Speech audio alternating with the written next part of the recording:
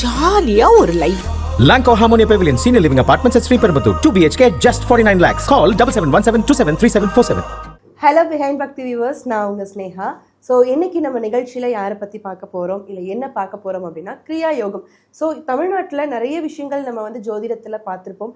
So கிரியா யோகம் அப்படின்னா என்ன, அது ஜோதிடத்தில் எந்த மாதிரி விஷயங்களை கொண்டு வராங்க அப்படின்றத பற்றி பேசுகிறதுக்காக நம்ம கூட இணைஞ்சிருக்காங்க கோயம்புத்தூர் கிரியா சரண்யா அவர்கள். வாங்க பேசலாம்.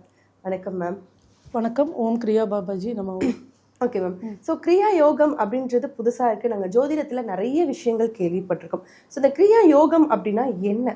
கிரியா யோகம்னு பார்த்தீங்கன்னா, கிரியா யோகத்து மூலயமா விழிப்புணர்வை ஏற்படுத்தி தன்னைத்தானே உணர்வது வந்து கிரியா யோகம். இதன் மூலிமா மற்றவங்களையும் நம்ம வந்து இயக்கி, இப்போது ஜாதகத்தில் இருக்குது அப்படின்னு சொல்லி பார்த்தீங்க அப்படின்னா, சில பேர்த்துக்கு கோச்சாரம், தசாநாதன், புத்திநாதன் இது எல்லாமே நல்லா இருந்தும் ஏன் அவங்க டெவலப் ஆகலைன்னு சொல்லிட்டு ஒரு விஷயம் இருக்கும். அவங்களுக்குள்ள வந்து அது ஒரு கிரக யுத்தமாக இருக்கும் ஜாதகத்து மூலிமா. இது வந்து நாங்கள் ஆழ்ந்த தியானத்து மூலியமாக போய் அந்த கிரக யுத்தத்தை, இப்போ ஒரு கட்டத்தில் வந்து சனியும் செவ்வாயும் இருந்தால் ரெண்டு பேருமே ஒரு பலம் வாய்ந்த கிரகங்கள் இருக்கும்போது அதை யாரை ஆக்டிவேட் பண்ணால் நல்லாயிருக்கும் அப்படிங்கிற ஒரு விஷயன்ட்டு ஒன்று இருக்கும். சில பேர் பார்த்திங்கன்னா சம்மந்தமே இல்லாமல் 6th house 8th house இதெல்லாம் வந்து அவங்க ஆக்டிவேட் பண்ணும்போது ஹெல்த் இஷ்யூஸ் தானாக வரும். அதுக்கப்புறம் கடன் பிரச்சனை அவங்களே தானாக இழுத்து போட்டுக்குவாங்க. இந்த மாதிரி விஷயம் இருக்கும்போது எந்த பிளானட் வந்து அவங்க ஆக்டிவேட் பண்ணால் மட்டும் போதும் அப்படிங்கிற ஒரு விஷயம் இருக்கும். அதை பற்றி அவங்களுக்கு தியானித்து நாங்கள் ஒரு லைஃப் கோச் மாதிரி எடுத்துகிட்டு போய் கிரியா ஆஸ்ட்ரோ லைஃப் கோச்னு சொல்லி நாங்கள் ஒரு சென்டர் கோயம்புத்தூரில் அமைச்சிருக்கோம். அது மூலிமா அவங்க லைஃப் அவங்க எல்லா நாளுமே நல்லா இருக்கலாம். அதுதான் எங்களோட நோக்கமே. இது தியானத்து மூலிமா நாங்கள் இயக்கி கொண்டு இருக்கோம். ஸோ இது வந்து ஜோதிடம் அப்படின்றது எப்படி வந்து உள்ளே வருது இதுக்குள்ள? அதாவது கடவுள் கொடுத்த ஒரு மிகப்பெரிய பொக்கிஷம் வந்து பார்த்தீங்க அப்படின்னா ஜோதிடம். அது வந்து நம்மளுக்காக கடவுள் கொடுத்த ஒரு கிஃப்ட்டுன்னு தான் நான் சொல்லுவேன். ஆனால் ஜோதிடத்து மூலிமா எல்லாருமே ஃபுல்லாக டெவலப் ஆனாங்களா, அது மூலிமா ஒரு பெரிய சக்ஸஸ் யாராச்சும் ஆனாங்கன்னா கிடையாது. இது வந்து ஒரு வழிகாட்டி மட்டும்தான். ஸோ அந்த வழிகாட்டுதலை வச்சுக்கிட்டு அதில் இருக்கிற கர்ம விஷயங்களாக இருக்குது, அதை நம்ம வந்து கிளியர் பண்ணிட்டோம் அப்படின்னா அதையும் தாண்டி எல்லாருமே சக்ஸஸாக சாதிக்கலாம் அப்படிங்கிறது தான் இதோட கிரியா யோகத்தோட அடிப்படையான கருத்து. ஸோ கிரியா யோகம்ன்றது தியானத்தில் கொண்டு போகிறீங்க அப்படின்றத பற்றி சொன்னீங்க. ஸோ இது வந்து எந்த அளவுக்கு சாத்தியமும், ஒரு மனுஷனோட கஷ்டத்தை வந்து இது தீர்த்துரும் அப்படின்னா அது எந்த அளவுக்கு சாத்தியமாக இருக்குதுல்ல? இப்போது மகா அவதார் பாபாஜி கிட்ட தீட்சை வாங்குறது பார்த்தீங்கன்னா ஜீசஸ், மகரே, சாய் அவங்க நிறைய பேர் வாங்கியிருக்காங்க. சங்கராச்சாரியார் அவர் கூட வாங்கியிருக்காங்கன்னு வச்சுக்கோங்களேன். மதுரை மீனாட்சி அம்மன்னா எல்லாரும் வந்து இன்றைக்கி பெருசாக நம்ம கும்பிட்றோம். பட் ஒரு காலத்தில் பார்த்தீங்கன்னா காலை பொழுதுல எல்லாத்துக்கும் நல்ல தரிசனத்தை கொடுத்த கடவுள் நைட்டான ஒரு தாமசமான குணத்தை வச்சுருப்பாங்க. அந்த ஊரில் பாண்டிய மன்னர்களால் கட்டப்பட்டது மதுரை மீனாட்சி அம்மன் கோயில். அப்போ நைட்டான தாமச குணத்தில் அவங்க வீட்டு கோயிலேருந்து வெளியே வந்து நிறைய பேர்த்த வந்து பார்த்திங்க அப்படின்னா எப்படி சில பேர் திடீர்னு இறந்துறது, பிடிக்கிறது, ஒரு மாதிரி நிறைய ஒரு அபசகுரமான விஷயங்களாக நடந்துட்டு இருக்கும்போது மன்னர்கள் ரொம்ப வேதனைப்பட்டாங்க. நம்ம ஊரில் இப்படி இருக்கே அப்படின்னு சொல்லும்போது மிகப்பெரிய பூஜாரிகள்லாம் கூப்பிட்டு அவங்க அந்த மாதிரி ஒரு யாகத்தை நடத்துனாங்க. அப்போவும் வந்து பார்த்திங்க அப்படின்னா மதுரை மீனாட்சி அம்மோட தாமச குணம் வந்து கண்ட்ரோலுக்கு வரல. அப்போ அந்த நாட்டுக்கு வந்து சங்கராச்சாரியார் வந்து இருக்கும்போது இந்த பாண்டிய மன்னர்களை போய் இந்த கருத்தர்களை சொல்லும் போது எங்கள் வீட்லேயே வந்து ஸ்டே பண்ணுங்க அப்படின்னு சொல்கிறாங்க, அரண்மனையில் வந்து தங்குங்க அப்படின்னு. அப்போ அவர் சொல்கிறாரு, இல்லை நம்ம வந்து இல்லற வாழ்க்கையில் இருக்கிறவங்க வீட்டில் தங்கக்கூடாது அப்படின்னு சொல்லிட்டு மதுரை மீனாட்சி அம்மன் கோயிலே வந்து அவருக்கு வந்து தியானம் செய்கிறாரு. தியானம் செய்யும்போது மதுரை மீனாட்சி அம்மன் மறுபடியும் தாமச குணத்துக்காக நைட்டு வெளியே வராங்க. கருவறையிலேருந்து வெளியே வரும்போது பார்த்தீங்க அப்படின்னா அவருக்கு வந்து தியானம் பண்ணுறது பார்த்து இந்த தாமச குணத்தில் அந்த அம்மாவும் அவரை தாக்கறதுக்கு போகும்போது இவர் சில கவிதைகளும் சில பாட்டும் பாடும்போது அவங்க வந்து மனம் உருகிடுறாங்க. மனம் உருகினதுக்கப்புறம் என்னாச்சு அப்படின்னு பார்த்தா என்ன வர வேணும்னு சொல்லி கேட்கும்போது வரமெல்லாம் வேண்டாம், நம்ம 2 பேரும் நைட்டு வந்து பரமபதம் விளையாடுவோம், இதில் யார் ஜெயிக்கிறாங்களோ அவங்க நீங்கள் ஜெயிச்சிங்க அப்படின்னா நீங்களும் உங்கள் தாமச குணத்தால் நீங்கள் என்ன வேணாலும் பண்ணிக்கோங்க, பட் நான் ஜெயிச்சா நான் என்ன சொல்கிறோம் நீங்கள் எனக்கு அது கட்டுப்படணும் அப்படிங்கும்போது சிவபெருமான நடுவில் மீடியேட்டராக வச்சுக்கிட்டு 2 பேரும் ப்ளே பண்ணும்போது நைட் ஃபுல்லாக விளையாடுறாங்க, பரமபதம் விளையாடுறாங்க. மறுநாள் காலையில் விடிஞ்சிருது. அப்போ தாய் சொல்கிறாங்க நான் தான் ஜெயித்தேன் அப்படின்னு சொல்லிட்டு. அதுக்கு சங்கராச்சாரிய சொல்கிறாரு இல்லை நான் தான் அப்படின்னு. அப்போ சிவன் சொல்கிறாரு, மதுரை மீனாட்சியை நீ ஜெயிக்க கிடையாது, சங்கராச்சாரியார் தான். ஏன்னா நீ நைட்டு விளையாடும் போதே அவரை வந்து உன்னை யாகத்து மூலியமாகவும் யோகத்து மூலியமாகவும் உன்னை ஸ்ரீ சக்கரத்துக்குள்ள கட்டுப்பாட்டுக்குள்ள கொண்டு வந்துட்டாரு அப்படின்னு சொல்லும் போது அந்த தாய் மனம் உருகி இப்போ உனக்கு என்ன வேணும்னா இந்த தாமச குணத்தை எண்ணத்தை கை விட்டுறணும் அப்படின்னு சொல்லிட்டு சங்கராச்சாரியார் கேட்குறாரு. இது ஏதாவது பாசிபிலிட்டிஸ் அப்படின்னு சொன்னீங்கன்னா இந்த கிரியா யோகத்தினாலையும் தியானத்தினாலையும் அது யோசித்து சிந்தித்து செயல்பட்டு அந்த விஷயத்தை நம்ம இம்ப்ளிமெண்ட் கண்டிப்பாக பண்ணோம் அப்படின்னா நம்ம டெய்லி ராசி பிளான் பார்த்து ஒரு பிரயோஜனம் இல்லை, கோச்சாரம் பார்த்து வருஷ பலன் கேட்டவங்க எத்தனை பேர் அது நடந்திருக்குன்னு சொல்லிட்டு கேட்டீங்க, ஒன்றும் சொல்ல மாட்டாங்க. ஜாதகம் நல்லாவும் இருக்கும், பட் அவங்க ஏதோ ஒரு கடன் லைஃப்பில் அவங்கள தன்னை கிரகங்கள் என்ன பண்ணணும்னா அவங்களை போட்டு அந்த ஃப்ரஸ்ட்ரேஷனுக்கு கொண்டு வருவோம். அந்த கிரக யுத்தம் நடக்கும்போது சில பேருக்கு இப்போ ஒரு 8th ஹவுஸ் பிளானட்டோட இது நடக்குதுன்னு வச்சுக்கோங்களேன், அவங்களை போட்டு டிப்ரெஷனுக்கு எதையுமே செயல்படுத்தவே படுத்தாது. ஸோ நம்ம அதுக்குள்ள என்ன பண்ணணும்னா மனங்கிறது சந்திரன், அவங்கள நம்ம நல்லா ஸ்ட்ராங் பண்ணிட்டோம் அப்படின்னு சொன்னால், என்ன செய்யக்கூடாதுங்கிற விஷயத்தில் நம்ம ஸ்ட்ராங் ஆகிட்டோம் அப்படின்னு சொன்னீங்கன்னா என்ன செய்யணுங்கிற விஷயம் தானாக நடக்க போகுது. மைனஸ் நடக்காமல் இருந்துச்சுனால ஆட்டோமேட்டிக்காக ப்ளஸ் இயங்கதான் போகுது. ஸோ தன்னை தானே பக்குவப்படுத்திக்கிறது தான் கிரியா யோகம். தியானத்தை மூலிமா இந்த ஜோதிடத்தை இம்ப்ளிமெண்டேஷன் பண்ணிட்டு இருக்கோம். இப்போ இந்த கிரியா யோகம் மனிதர்களுக்கு மட்டுமா பார்த்தீங்கன்னா அப்படின்னா கிடையாது. இப்போ நம்ம ஒரு சில கோயிலில் போகும்போது யானைக்கிட்ட ஆசீர்வாதம் வாங்குகிறோம், அந்த யானையும் தினமும் கிரியா யோகம் பண்ணும்.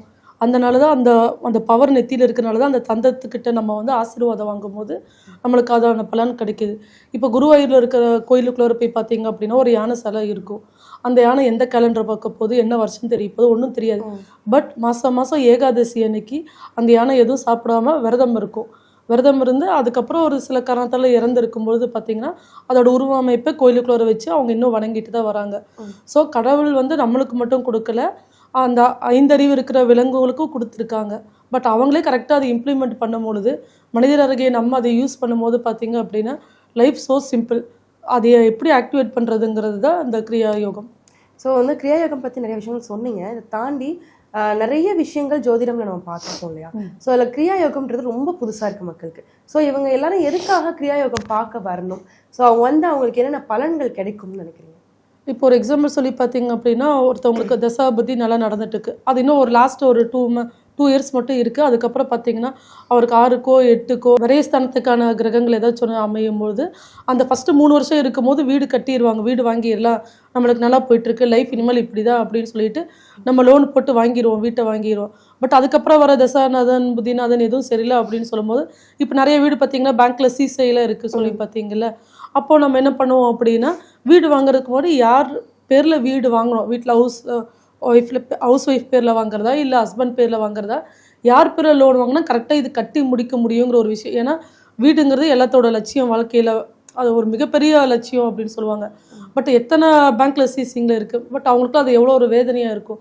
அந்த மாதிரி விஷயத்துக்கு போகிறதுக்கு முன்னாடி அந்த வீடு வாங்கலாமா, இப்போ கார் வாங்கினோம்னா ஃபுல்லாக லோன் கட்டி முடிக்க முடியுமா, யார் பேரில் சொத்து வாங்கலாம், இந்த பிஸ்னஸ் வந்து யார் பேரில் ஆரம்பித்தா வீட்டில் நல்லா இருக்கும். இப்போ என்னதான் ஹஸ்பண்ட் வந்து ஒர்க் பண்ணுற மாதிரி இருந்துச்சுனாலும் அதிர்ஷ்டங்கிறது லேடிஸ்க்கு இருக்கும், அப்போ அவங்க பேரில் ஆரம்பிக்கலாமா அப்படின்னு சொல்லிட்டு இப்போ குழந்தைங்க ஒரு விஷயத்த படிக்கிறதுக்கு ஆசைப்படுறாங்க. நிறைய பேர் படித்த படிப்புக்கு வேலை இல்லாமல் இயங்குறதுக்கு காரணம் அவங்க கிரகத்தில் ஒரு விஷயம் நல்லா இருக்கும். சில பேர் வந்து இன்ஜினியர் படித்தா நல்லா இருக்கும்னு இருக்கும், பட் அவங்க ஆர்ட்ஸ் எடுத்திருப்பாங்க, ஆர்ட்ஸ் படித்தா அவங்க நல்லா டெவலப் இருப்பாங்க. பட் இன்ஜினியர் எடுத்துகிட்டு ஸ்விக்கியோ ஜொமேட்டோ இந்த மாதிரி உபரோவில் எத்தனை பேர் ஓட்டுறவங்க இருக்காங்க. இதெல்லாம் என்னென்னு பார்த்தீங்கன்னா அவங்களுக்கான விஷயத்த வந்து பொட்டன்ஷியல் அவங்க தெரிஞ்சுக்காம தவறான விஷயங்கள், விதி மதி அப்படின்னு சொல்லிட்டு 2 விஷயம் இருக்குது. விதியன்ட்டு வாழாமல் மதி மூலயமா நம்மளுக்கு இருக்கிற கொஞ்சம் நாலேஜை வச்சு சிம்பிளாக லைஃப்பை நம்மளுக்கு என்னென்ன வேணுங்கிறத மட்டும் பார்த்து அந்த ஜாதகத்தில் இருக்கிற அடிப்படை மிகப்பெரிய பிரச்சனை என்ன கர்ம வினையாக இருக்கும் அதை கிளியர் பண்ணாங்க அப்படின்னா யாராக இருந்தாலும் மிகப்பெரிய லட்சியத்தை எட்டலாம். Okay ma'am. ஸோ ஜோதிடம் அதை தாண்டி தியானம் அப்படின்னு சொன்னீங்க. ஸோ தியானன்றது எப்படி இருக்கும்? கஸ்டமர் வராங்க இல்லை ஜோதிடம் பார்க்க வராங்கன்னா அதுக்கு எந்த மாதிரியான தியானங்கள் நீங்கள் வந்து சொல்லுவீங்க? அவங்களுக்கு இப்போ ஆக்சுவலாக நாங்கள் யாருக்கும் தியானம் சொல்லி கொடுத்து கிளாஸ் அந்த மாதிரி எதுவும் கண்டக்ட் பண்ணலை. இப்போ ஒரு ஜாதகம் பார்க்கணுன்னா குறைஞ்சது 2 hours ஆகும். அப்போ இப்போ நான் டக்குன்னு பார்த்து பேசுகிறதுல அதாவது எவ்வளவோ காம்பினேஷன்ஸ் இருக்குது. மிகப்பெரிய ஒரு கடல்னு சொல்லிட்டு தான் சொல்லுவாங்க. அந்த கடலை நம்ம ஒரு 5 minutes பார்த்து நம்ம கற்றுக்க முடியுமா? முடியாது, காம்பினேஷன்ஸு. அப்போ அந்த தியானத்தை மூலிமா அவங்களுக்கு என்ன பிரச்சனை அப்படின்னு சொல்லி நாங்கள் தியானம் பண்ணி ஒரு 48 daysக்கு அவங்களுக்கு பிரச்சனை இருந்துச்சு அப்படின்னா பூஜையில் வச்சு இயக்கி அவங்களோட விஷயத்தை நம்மளுக்கு இதான் பிரச்சனை, இது இங்கேருந்து தான் உங்களுக்கு இதை ரெக்டிஃபை பண்ணிக்கோங்க அப்படின்னு சொல்லிட்டு சொல்லுவோமே தவிர நாங்கள் யாருக்கும் இப்போ அந்த யாகத்தை கற்றுக் கொடுக்கறது கிடையாது. இல்லை. ஸோ இது ஆக்சுவலி முழுக்க கோயம்புத்தூரில் மட்டும்தான் பண்ணிக்கிட்டு இருக்கீங்க மேம்? இல்லை, ஆன்லைன் கஸ்டமர்ஸ் யார் எங்கே இருந்தாலும் மேக்ஸிமம் நம்மளுக்கு இருக்கிறது நிறைய ஃபாரின் கஸ்டமர்ஸ் தான். ஏன்னா ஒரு விதத்தில் ஃபாரினில் இருக்கிறவங்க என்ன தான் வந்து ஃபினான்ஷியல் விஷயத்தில் நம்ம ஸ்டேபிளாக இருந்தாலும் நம்ம நாட்டை விட்டு போய் வாழும் போது அவங்களும் ஒரு அகதி மாதிரி மைண்ட் ரீதியாக ஃபீல் பண்ணுவாங்க. யாரும் அவங்க சப்போர்ட் இல்லை, நிறைய பிரச்சனை அங்கே போய் இங்கேயாச்சும் நம்மளுக்கு ஏதோ ஒன்று பிரச்சனை அப்படின்னா டக்கு 4 பேர் வருவாங்க, பட் அங்கே நிறைய ப்ராப்ளம்ஸ் இருக்கும். ஸோ அந்த மாதிரி கிளைண்ட்ஸ் நிறையா நம்மக்கிட்ட ட்ராவல் பண்ணுறவங்களும் ஒன் டைம் கன்சல்டன்சி மட்டும் இல்லை, கிட்டத்தட்ட நாங்கள் 3 years பண்ணிகிட்டு இருக்கும் போது பார்த்திங்கன்னா எல்லாருமே அந்தந்த டைமுக்கு என்ன ஒரு விஷயமா இருந்தாலும் நம்மகிட்ட கால் பண்ணி கன்சல்ட் பண்ணிட்டு தான் அவங்க ஃபாலோ பண்ணுவாங்களே. வேற என்னென்ன விஷயங்கள் வந்து கிரியா யோகத்தின் மூலமா நீங்க பண்ணி கொடுத்துட்டு இருக்கீங்க? நாங்கள் இப்போது சில கல்யாணம் பண்ணிக்கிறாங்க, கல்யாணம் பண்ணிக்கிறதுக்கு முன்னாடி அவங்களுக்கு நிறைய தோஷங்கள் இருக்கும். ராகு கேது தோஷமாக இருக்கும், மங்களி தோஷமாக இருக்கும் எல்லாம். அப்போ என்ன பண்ணுவாங்க அப்படின்னா, அவங்க யாரை கல்யாணம் பண்ணாலும் இந்த ப்ராப்ளம்ஸுங்கிறது அவங்களுக்கு இருக்கும். பட் கல்யாணம் பண்ணிட்டு 2 monthsல 3 monthsல டைவர்ஸ் பண்ணிட்டு நிறைய பேர் லைஃப்லேருந்து இன்னைக்கு நிறைய குழந்தைங்க வந்து அம்மா அப்பாவோட வளர்ப்பு இல்லாமல் தனியாக வாழ்கிற சூழ்நிலையில் தான் இருக்காங்க. ஸோ அவங்களுக்குலாம் வந்து ஒரு கிளாரிட்டி, அதாவது நீங்கள் யாரை கல்யாணம் பண்ணாலும் உங்களோட ஜாதகத்தில் இருக்கிற பொட்டன்ஷியல் வச்சு தான் நீங்கள் வந்து வாழ போகிறீங்க. பட் அதை நீங்கள் ரெக்டிஃபை பண்ணிட்டு அந்த குடும்பத்தில் எதால் அந்த தோஷங்கள் ஏற்பட்டுச்சு அப்படின்னு சொல்லி, இப்போ ராகு கேது தோஷம் அப்படின்னா ஒரு 7 தலைமுறை, அதில் ஃபஸ்ட்டு 4 தலைமுறை தான் தோஷம் ஹெவியாக இருக்கும், அதுக்கப்புறம் வீரியம் கம்மியாக இருக்கும். அவங்க என்ன பண்ணணும், அதை பண்ணிவிட்டு நீங்கள் கல்யாணம் பண்ணுங்கள். இந்த புத்திர தோஷம் இருந்துச்சுன்னா நிறைய குழந்தைகள் வந்து பார்த்தீங்க அப்படின்னா பிறந்தானே இறக்குறது ஆட்டிசம் குழந்தைங்க தான் நம்மளோட மைய கருத்து. என்கிட்ட இருக்கிற கிளைண்ட்ஸில் பாதி பேர் ஆட்டிசம் குழந்தைங்க. அவங்க பண்ணிவிட்டு அடுத்த குழந்தை பிறக்கிறது எந்த நல்லபடியாக பிறக்கணும். ஏன்னா அந்த இன்னைக்கு நம்ம ஒரு குழந்தை பிறக்குது அப்படின்னு சொன்னால் 15 நாளைக்கு முன்னாடி கரு உண்டாகிறதுக்கு முன்னாடி அந்த இறைவன் படைப்பில் இந்த வீட்டுக்கு தான் இந்த குழந்தை போய் பிறக்கணும் அப்படிங்கிற ஒரு விஷயத்துக்கு வந்துடும். எல்லாரும் பிறந்ததுக்கு அப்புறம் தான் இந்த வீட்டில் பிறக்குது, இந்த குடும்பத்தில் பிறக்குதுன்னு சொல்கிறாங்க. பட் அது உண்மை கிடையாது. நீங்கள் எங்கே கரு உருவாகணும் அப்படிங்கும் போது உருவாகிறதுக்கு முன்னாடியே நீங்கள் நல்லது பண்ணியிருந்தீங்க அப்படின்னா நல்ல வீட்டில் போய் நம்ம ஒரு கரு உண்டாகி நம்ம பிறந்து நல்ல விஷயத்தை பண்ணுவோம். இல்லாட்டினா நம்மளும் பாவ புண்ணியத்துக்கு உட்பட்டு இருந்தோம் அப்படின்னு சொன்னீங்க அப்படின்னா எந்த வீடு கஷ்டமாக இருக்கோ அந்த வீட்டில் போய் தான் நீங்கள் கஷ்டத்தை அனுபவிப்பீங்க. ஓகே. அப்போது ஸோ இப்போ ஹாஸ்பிட்டல் இருக்குது, ஒரே ஹாஸ்பிட்டலில் ஒரு குழந்தை பிறக்குது, ஒரு குழந்தை வசதியாக பிறக்குது, ஒரு குழந்தை வந்து இதாக பிறக்குதுன்னா அவங்க கர்ம வினையை பொறுத்து தான். ஓகே. இப்போ ரஜினிகாந்த் அவர் பிறந்த ராசியில் எல்லாருமே சூப்பர் ஸ்டார் ஆயிடவும் முடியாது, இல்லை ஜெயலலிதா மேடம் பிறந்த டைமில் எல்லோரும் சிஎம் ஆயிடவும் முடியாது. அது வந்து அவங்களோட கர்ம பலன்கள் மூலிமா அது 15 நாளைக்கு முன்னாடியே வந்து பிரம்மனால எழுதப்பட்டதா, இந்த குடும்பத்தில் நீ போய் பிறக்கணும், இதை நீ அனுபவிக்கணும் அப்படின்னு சொல்லிட்டு இது எல்லாமே நம்ம வாங்கிட்டு வரந்தான் தவிர தீதும் நன்றும் பிறர் தரர் வாரான்னு சொல்லுவாங்க. நம்ம யாரையும் நம்ம ப்ளேம் பண்ண வேண்டிய அவசியமே கிடையாது. நம்ம கிளியர் பண்ணிட்டு நம்ம அந்த மனசுங்கிற சந்திரனுங்கிற ஒரு விஷயத்தை எல்லாரும் ஸ்ட்ராங் பண்ணிட்டாங்க அப்படின்னு சொல்லும் போது இப்போது நம்மளுக்கு மட்டும்தான் பிரச்சனையா அப்படின்னு சொல்லிட்டா, இப்போ ராமர் கிருஷ்ணர் அவங்களுக்குலாம் பிரச்சனை இல்லையான்னு கேட்டால் நம்மளை விட 1000 மடங்கு அவங்களுக்கு பிரச்சனை இருக்கிறவங்க. பட் அவங்க மனதை பார்த்திங்கன்னா ஸ்ட்ராங்காக வச்சுருப்பாங்க. எதற்கும் சந்தோஷத்துக்கும் சந்தோஷப்பட மாட்டாங்க, துக்கத்துக்கும் வேதனைப்பட மாட்டாங்க. மனநிலையை ஒருமையாக வச்சுட்டு அவங்க நிறைய விஷயத்த கடந்து வந்தது தான். இப்போ நம்ம கௌதம புத்தர் எடுத்துட்டீங்க அப்படின்னு சொல்லி பார்த்தீங்க அப்படின்னா அவர் மிகப்பெரிய செல்வந்தர் குடும்பம், ராஜ பரம்பரையில் சேர்ந்தவர் தான். பட் அவர் அந்த புத்தர் நிலைமை எடுக்கிறதுக்கே பல பிறவிகள் எடுத்திருக்காங்க. அப்போ மனிதனாகி நாமளாம் எவ்வளோ தூரம் நம்ம கடக்க வேண்டியது இருக்கும். பட் நம்மளுக்குலாம் அதுக்கு டைம் கிடையாது. பிகாஸ் எல்லோரும் வந்து கமிட்மெண்ட்டு, மந்த்லி கமிட்மெண்ட்டு, குழந்தைங்களை வளர்த்தணும் அப்படின்னு சொல்லும் போது அவங்களுக்கான விஷயத்தை அவங்க தான் இம்ப்ளிமெண்ட் பண்ணிக்கிறதுங்கிறது என்னோட நோக்கம். இப்போ நம்ம தான் வந்து இப்போ நம்ம நாட்டில் தான் வந்து கடவுள் இருக்கிறாரா இல்லையா அப்படிங்கிற ஒரு டவுட்லேயே எல்லாம் போயிட்டுருப்பாங்க. USA டாலரில் அந்த காலத்துலேயே பார்த்தீங்கன்னா பிலீவ் இன் காட்னு சொல்லி போட்டிருப்பாங்க. ஏன்னா நம்மளையும் தாண்டி ஒரு சூப்பர் கான்சியஸ் பவருங்கிறது இருக்குது, நம்மளை இயக்கிட்டு இருக்கிறதுங்கிறது உண்மை. இப்போது தியானத்தோட விஷயத்த சொல்ல போனால் அன்றைக்கெலாம் கோயிலுக்கு போனோன்னா தேங்காய் உடைச்சிட்டு மாலை போட்டு வந்தால் நம்ம கொஞ்சம் மைண்டு நல்லா இருக்குன்னு சொல்லுவாங்க. ஏன்னு சொல்லி கேட்டிங்க அப்படின்னா தேங்காய் உடைக்கும் போது அந்த சவுண்டு 2 உடையும் போது கேட்கும் பார்த்தீங்களா, அது வந்து நம்ம சகசர சக்கரா வந்து ஆக்டிவேட் பண்ணும். அதை ஆக்டிவேட் பண்ணும்போது இப்போ கோயிலுக்கு போயிட்டு வந்தால் நம்மளுக்கு தெளிவு கிடைக்குதுன்னு சொல்கிறாங்க பார்த்தீங்களா, அந்த மாதிரி ஒரு தெளிவு கிடைக்கும். மாலையாக நம்ம ஏன் போடுறோம் அப்படின்னா நம்மளோட ஈகோவை வந்து சாமிக்கு சமர்ப்பணம் பண்ணிட்டு வரும்போது நம்மளுக்கு ஒரு பாசிட்டிவ் வைப்ரேஷன் அப்படிங்கிற ஒரு விஷயத்த வந்து நம்ம இயக்கிட்டு இருக்கோம். அப்போ எல்லா பொட்டன்ஷியலும் நம்மளுக்கு இந்த பிரபஞ்சம் கொடுத்துருக்கு. ஒன்றும் ஃபுல்லாக நம்பணும். நம்பிட்டிங்கன்னா ஒருத்தர் யார் கைவிட்டாலும் அவங்க நம்பும் ஆன்மீகம் ஜோதிடமும் ஒருபோதும் கைவிடாது அப்படிங்கிறது என்னோட கருத்து. அப்படி இருக்கும்போது நம்புங்க, நம்பாட்டினா எதையுமே எந்த விஷயத்தையுமே பார்க்காம உங்களுக்கு என்ன ஒரு விஷயத்த உங்களோட 6th சென்ஸ் வச்சு உங்களுக்கு என்னெல்லாம் டெவலப் பண்ண முடியுமோ சொல்லி பண்ணிக்கலாம். பட் 2க்கும் நடுவில் இருக்காதீங்க அப்படிங்கிறது தான் நம்ம கருத்து. இப்போ இந்த தியானத்து மூலிமா நம்ம என்ன இம்ப்ளிமெண்ட் பண்ணோம்னா ஒரு நாளைக்கு வந்து பார்த்தீங்க அப்படின்னா 21,600 வாட்டி நம்ம மூச்சு விட்டு எடுக்கிறோம். இப்போ ஒரு செகண்டுக்கு வந்து பார்த்தீங்க அப்படின்னு சொல்லி பார்த்தீங்கன்னா நம்மளே இப்போ நார்மலாக விட்டோம்னா 30 டைம்ஸ் நம்ம பிரீத் இன் அண்ட் அவுட் எடுப்போம். பட் 15 டைம்ஸ் தான் நம்ம விட்டு அது இருக்கணும். அப்போ அதை கண்ட்ரோல் பண்ணும்போது தான் வந்து பார்த்திங்க அப்படின்னா நம்மளுக்கு ஒரு மனிதருடைய ஆயுசு வந்து பார்த்திங்கன்னா 120 100 வயசாக கிடையாது. ஒரு கிரகங்கள் எல்லாத்தோட கிரகங்கள் தசா புத்தியை வந்து கால்குலேட் பண்ணிங்கன்னா 120 வரும். அப்போ மனிதருடைய முழு ஆயுசே பார்த்திங்க அப்படின்னா 120. அப்போ நம்ம அந்த தியானத்து மூலிமா அந்த மூச்சை நம்ம கரெக்டாக கண்ட்ரோல் பண்ணும் போது பார்த்திங்க அப்படின்னா நம்மளுக்கு பாடியில் இருக்கிற எல்லா சக்கராஸும் ஆக்டிவேட் ஆகும். அப்போ நீங்கள் தெளிவாக நீங்கள் முடிவெடுக்கக்கூடிய விஷயமாகும். இப்போ ஏன் நைட்டு எல்லாம் கண்டினியூஸாக 8 மணி நேரம் தூக்கம் வருதுன்னு பார்த்தீங்கன்னா அந்த தூக்கத்தப்போ தான் வந்து நம்மளுக்கு வந்து மூச்சு வந்து ஸ்டெபிளைஸ்டாக இருக்கும். ஸோ அது தூங்காதப்போ தான் ஆயுசு கம்மியாகும் அப்படின்பாங்க. ஏன் கோவப்பட்ட ஆயுசு கம்மியாகும்னா நம்ம கோவப்படும் போது ப்ரீத்திங் வந்து ரொம்ப ஹை லெவலாக இருக்கும். அப்போ அந்த ஹை லெவலாக போயிட்டு வரும்போது பார்த்தீங்கன்னா நம்மளுக்கு அந்த ஒரு ஆயுசு கம்மியாக இருக்கும் அப்படின்பாங்க.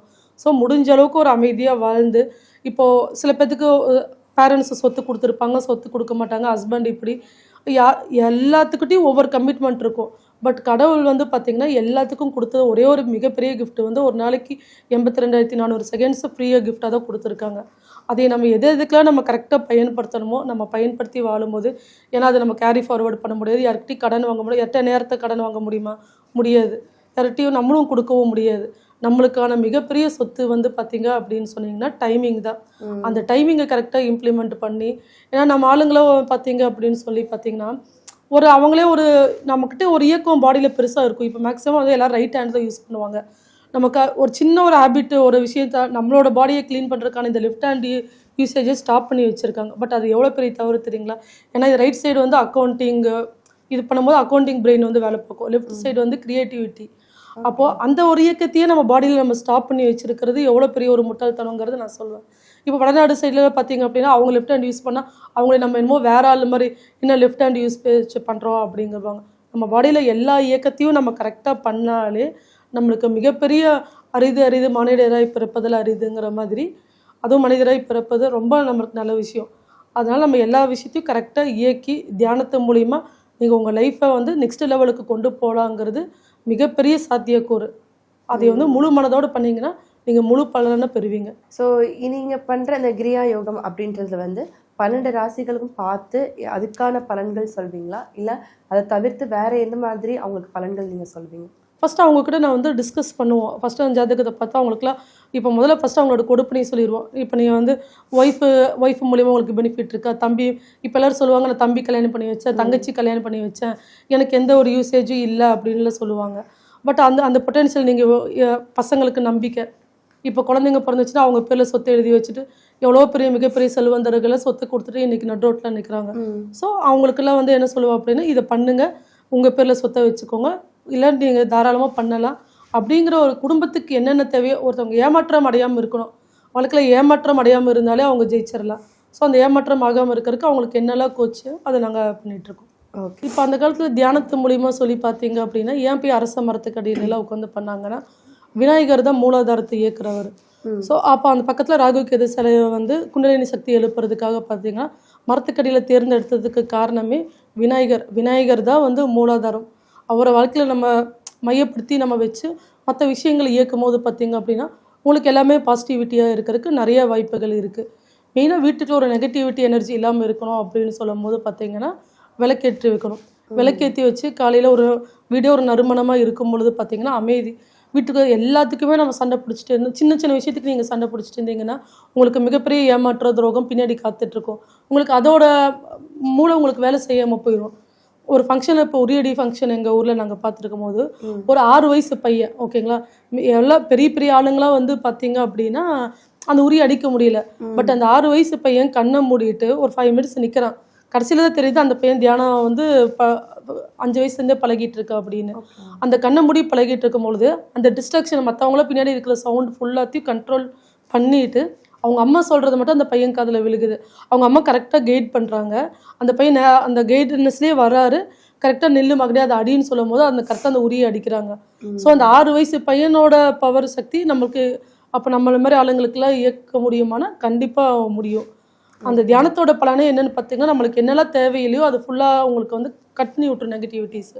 ஓகே. அந்த பாசிட்டிவிட்டி மட்டுமே உங்களை இயக்கும். மனசு தெளிவாக இருந்து மூளை அமைதியாக இருந்துச்சு அப்படின்னா அது எல்லாமே ஒரு கட்டமைப்புக்குள்ளே வந்துடும். ஓகே. இப்போ பொதுவாகவே ஒரு மனுஷன் வந்து எவ்வளோ நேரம் தியானம் பண்ணலாம், எந்தெந்த நேரங்களில் வந்து தியானம் பண்ணலாம்? தியானங்கிறது ஒரு நாளைக்கு ஒரு குறைஞ்சதோ ஒரு 5 டைம் பண்ணலாம். அந்த 5 டைமுங்க ஒரு half அன் ஹவர். நம்ம மனசு எப்போல்லாம் வந்து ஒரு முக்கியமான டெசிஷன்ஸ் எடுக்குதுன்னு சொல்லி தோணும் போது அப்போ நம்மளுக்கு ஒரு நிறையா இப்போ ஒரு ட்ரெஸ் கிடைக்க போகிற ஒரு ட்ரெஸ் எடுக்கிறதுக்கு 10 ட்ரெஸ் நம்ம மைண்டுக்கு வந்துட்டு போகும். பட் நம்மளுக்கு அதில் பிடிச்ச விஷயம்ட்டு ஒன்று இருக்கும். அப்போ அதே மாதிரி நம்ம ஒரு முடிவு எடுக்கும் போது பார்த்திங்கன்னா நிறைய டிஸ்ட்ராக்ஷன்ஸ் உங்களுக்கு வரும். அப்போ அந்த டிஸ்ட்ராக்ஷனில் மனசை ஒருநிலைப்படுத்திட்டு அதில் எது உங்களுக்கு நல்லது அப்படிங்கிற ஒரு விஷயத்த வந்து உங்களுக்கு தனியாக ஒரு இதை எடுத்துக்காட்டும். உங்களுக்கு தியானத்தோட பலன் உங்களுக்கு கிடைக்கும். அதுக்கு ஏதாவது முத்திரைகள் மாதிரி ஏதாவது இருக்கா? தியானங்கள்ல நிறைய பேர் வந்து முத்திரைகள்லாம் இருக்கு, கை கால் இந்த மாதிரிலாம் நார்மலாக பேசிக் இதே வச்சுக்கலாம். கடவுள்னு சொல்லுவாங்க, இது நம்மளும் கடவுளும் இணைந்திருக்கிற இந்த முத்திரையை நம்ம பயன்படுத்தினாலே போதுமானது. அதுக்கப்புறம் அவங்க கிளாஸஸ் எங்கெல்லாம் போகிறாங்களோ அந்த மாதிரி போய்க்கும் போது நான் பண்ணுறது. ஸோ இவ்வளோ நேரம் வந்து கிரியா யோகம் பற்றி நிறைய விஷயங்கள் எங்கள் கூட ஷேர் பண்ணிட்டீங்க. அது மட்டும் இல்லாமல் நிறைய பலன்கள் பற்றியும் சொல்லியிருந்தீங்க. ஸோ அது கண்டிப்பாக அது மக்களுக்கு பயனுள்ளதாக இருக்கும் அப்படின்றது நாங்கள் நம்புகிறோம். ஸோ நன்றி, தேங்க்யூ. எல்லா உயிரும் இன்புற்று வாழ்க. ஓம் கிரியா பாபாஜி நமோ.